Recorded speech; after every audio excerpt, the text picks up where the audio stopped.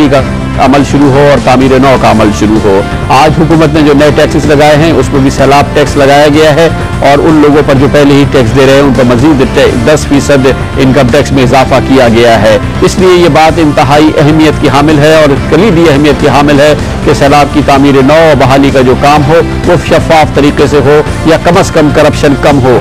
इसीलिए हमने कोशिश की है कि इन मामलात पर निगाह रखें। कल हमने खुसूसी रिपोर्ट में आपको बताया था कि सिंध में इब्तदाई तौर पर काम शुरू किया गया है उस नहरी निज़ाम की बहाली के लिए जो कि सैलाब की वजह से तबाह हुई थी। इस सिलसिले में अब ठेके दिए जा रहे हैं, तकरीबन 1 अरब रुपए के ठेके दिए जा रहे हैं, जिसके लिए कल हमने आपको खुसूसी रिपोर्ट में बताया था आपको कि गैर शफाफ तरीके से ये अमल किया जा रहा है, चाहे वो टेंडर फॉर्म्स की फराहमी हो, चाहे काम की नौयत हो, चाहे उसके लिए जो रकूम की तयन किया गया है उसका मामला हो।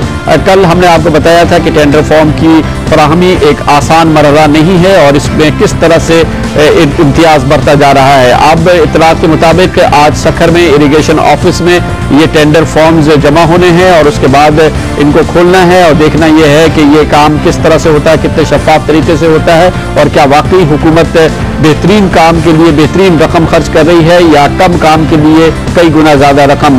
ताज़ा तरीन सूरत हाल इस वक्त सखर में क्या है हम पूछेंगे। हमारे साथ मौजूद हैं हमारे नुमाइंदी गुलाम मुस्तफ़ा। जी गुलाम मुस्तफ़ा साहब, कल की जो खुसूसी रिपोर्ट हमने दिखाई थी जिसके लिए आपने कई दिन कनकोट में सखर में और जैकबाबाद में खर्च किए थे, अब इसकी ताज़ा तरीन इत्तलात क्या है? इस ठेकों के सिलसिले में अभी क्या हो रहा है?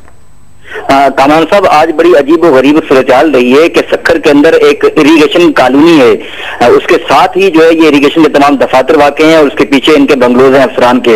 आज उस रिपोर्ट चलने के बाद अफसरान जरा मोहतात हो गए और वो अपने दफातर में नहीं बैठे, अपने अपने घरों पे रहे और जो ये टेंडर सबमिट कराने का और ओपनिंग का जो काम था वो उनके घरों पे होता रहा, जो जराए ने हमें बताया। और वहां जो जराए मौजूद थे हमारे, उन्होंने हमें ये भी बताया कि कुछ लोगों से ये जबरदस्ती फार्म पे दस्तखत कराते रहे, ब्लैंक फार्म के ऊपर, ताकि सिर्फ ये शो कर सकें कि इतनी तादाद में लोगों ने पार्टिसिपेट किया। और अब ताजा तरीन इत्तलात ये है कि इस वक्त रात के 11 बज रहे हैं और अब जो है ये कुछ टेंडर्स को अनाउंस करने वाले हैं, उनकी ओपनिंग करने वाले हैं, जबकि बकिया जो टेंडर है उनको ये बाद में जो है वो अनाउंस करेंगे। लेकिन असल सूरत ये है कि 1 दिन का सिर्फ टाइम दिया गया फार्म देने का और उसके बाद जमा कराने का।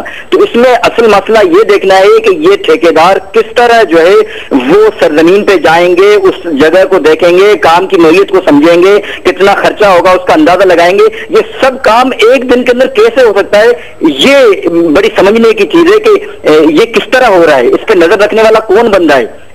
हम जरूर नजर इस पे रखेंगे, नजर रखेंगे। कौम के पैसे हैं, कौम इस सिलसिले में मजीद कर्जों के बोझ तले दब रही है और ये मामला भी अगर करप्शन की निगाह हो जाएगा तो फिर कौम के पर जो कर्जों का बोझ है वो बढ़ता ही रहेगा। लेकिन जो इसका फायदा होना चाहिए, जिस मकसद के लिए पैसे दिए गए हैं, क्या उस मकसद के लिए खर्च हो रहे हैं या नहीं, इस पे हम निगाह रखेंगे। सैलाब की तामीर नौ, सैलाब के बाद बहाली का अमल, इसके लिए हुकूमत पाकिस्तान ने गैर मुल्की कर्जे भी लिए हैं और हर पाकिस्तानी को जो पहले ही टैक्स दिया था आज उस पर 10% मजीद इनकम टैक्स का बोझ डाला गया है। इसके साथ ही हमारे आज के प्रोग्राम का इख्तिताम होता है। कल आपसे फिर मुलाकात होगी।